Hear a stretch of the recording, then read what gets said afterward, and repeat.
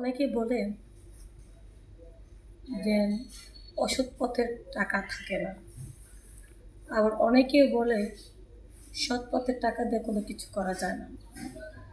তো দোনোটা প্রশ্নের উত্তর আমি দিয়ে দেব। আসলে সৎ পথের টাকা দিয়া ওই দুনিয়ার জন্য অনেক কিছু করা যায়। যারা অনেকে বলতেছেন আমি এই দুনিয়াতে কিছু করতে পারতেছি না, সৎ পথের থাইকে দেখছি আমি কিছুই করতে পারতেছি না। আসলে আপনি যে বিশাল বড় কিছু করে ফেলেছেন সেটা আপনি নিজেও জানেন না।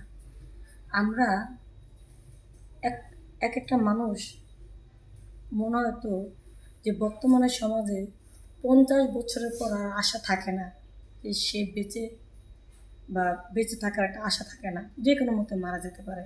এমনিতে তো নিঃশ্বাসের বিশ্বাস নাই।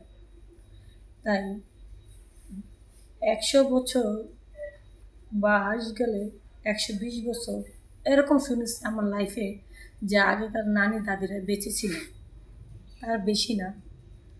কিন্তু এই 100 বছর বা 120 বছরের হাঁস এইটুকু বাচ্চার আশায় যদি আমরা নানান ধরনের অপরাধ করে নিজের টাকা পয়সা বাড়ি গাড়ি সব করতে পারি, তাহলে আপনারা কেন কোটি কোটি বছর যেখানে আজীবন পড়ে থাকবেন সেখানের জন্য আপনারা কিছু করবেন না? সেটা কি হয়? সেটা তো আর হয় না। তাই বলতেছি, দুদিনের দুনিয়ার জন্য কিছু না করে যেখানে কোটি কোটি বছর পরে থাকবেন সেখানে জন্য অনেক কিছু করার চেষ্টা করেন। তাই অন্যায় পথ থেকে আপনারা দূরে থাকেন। আর যারা বলতেছেন সৎ পথে থাকতে দেখছি কিছুই হয়নি, ভাই সৎ পথে থাইকা যদি আপনারা কিছু করতে না পারেন, আপনি তারপরও সৎ পথে থাকেন, কারণ আপনার জন্য আল্লাহ পাক জায়গা মতন আপনার উপহার দেবে। এই যে আজকে আমি আমার ব্যক্তিগতভাবে কিছু কথা বলবো। আমার ছোটোবেলা বিয়ে হয়ে গেছে, আর আমার যে হাজব্যান্ডের সাথে বিয়ে হয়েছে, আমার হাজব্যান্ড আমাকে সবসময় ভালো উপদেশ দিয়ে গেছে এবং আমি তাকে ভালো উপদেশ দিয়ে গেছি। একজনের সাপোর্ট করেছি, তাই দুজনের শক্তি অনেক বেশি হয়েছে। আজকে আমরা সব পথে থাইকা আমরা মনে করেন মোটামুটি, দেখেন আমার রুমটা একটু দেখাই, এটা একটু দেখান ঘুরে। এটা আমার ড্রয়িং রুম। আমি দেখেন, যাই হোক, এটা আমার ড্রয়িং রুম।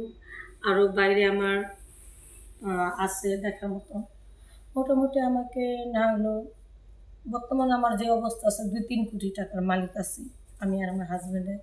বাড়ি করেছি, রাজপ্রাসাদের মতন বাড়ি করেছি। বিশ্বাস হচ্ছে না? দেখাবো, সমস্যা নেই। তো আমি থাইকা ভালো পথে থাইকা ভালো উপদেশ দিয়া কিন্তু আমরা সময়ের মূল্য দিয়েছি, প্রতিটা সময় আমরা কাজে লাগাইছি।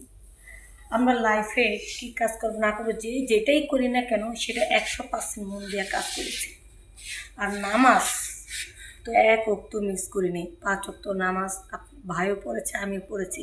এতে যদি আমাদের কাজে মানে কোনো ক্ষতি হয় হোক, সমস্যা নেই, দেওয়ার মালিক আল্লাহ, নামাজ তো বাদ দিই নেই।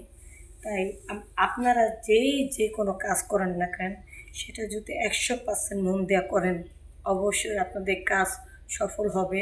এবং আপনি এটা একটু করলেন, ওটা একটু করলেন, নানান বাজে কাজ যদি আপনি করেন তাহলে কোনোটাই আপনারা সফল হতে পারবেন না। যে কোনো একটা কাজ আপনাদের 100% মন দিয়ে করতে হবে।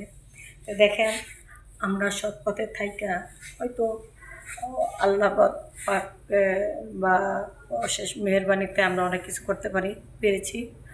সবাই হয়তো পারে না, কেউ পারে কেউ পারে না, সেই জন্য আফসোস নেই, দেওয়ার মালিক আল্লাহ।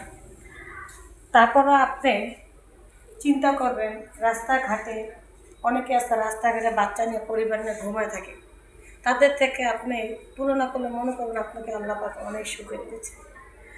তো আল্লাহ পাক আমাকে যা দিয়েছে আমি অনেক সুখী। তারপরে আমি এত সুখ চাইনি, এত কিছু চাইনি, তারপর ইচ্ছাকৃতভাবে আল্লাহ পাক আমাকে দিয়েছে। সবসময় আমি আল্লাহর উপরে ভরসা করে গেছি যে দেওয়ার মালিক আল্লাহ, নেওয়ার মালিক আল্লাহ। আপনারা আল্লাহকে ডাকবেন,